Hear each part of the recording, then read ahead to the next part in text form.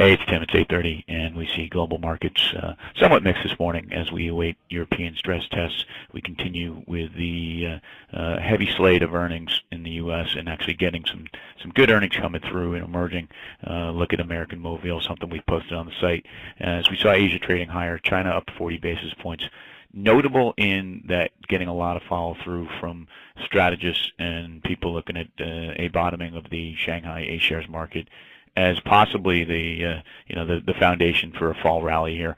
Remember that Shanghai has been the place where you've seen good leading action for both the crisis in 2008 and also coming out of it in late 2008 going into 2009. So in other words, Shanghai trades down in 07, leads the move down in 2008, and China was the first one that started to reflate its way out of the crisis, and we started to see PMIs recovering in China in late 2008 actually.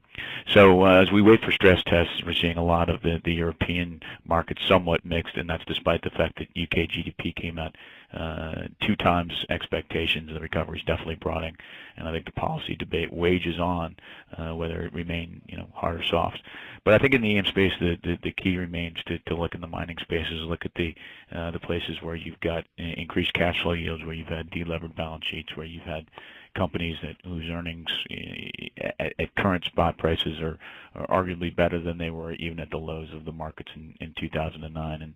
And the places that you get that kind of return, a number of the miners that have exposure to iron ore, even the steels, we've got the steel basket that we've listed, and I think you've still got some room to play this trade. I think the cyclical trade is showing that there's a definite resurgence in at least manufacturing, and with that you're going to get all the appropriate input costs. So keep an eye on that, and we head into the weekend with an eye on where Europe tells us they're going to be not only asking their banks to recapitalize, but how aggressive policymakers are going to be on reeling things in at a time when people are pretty excited that China policy seems to be softening up.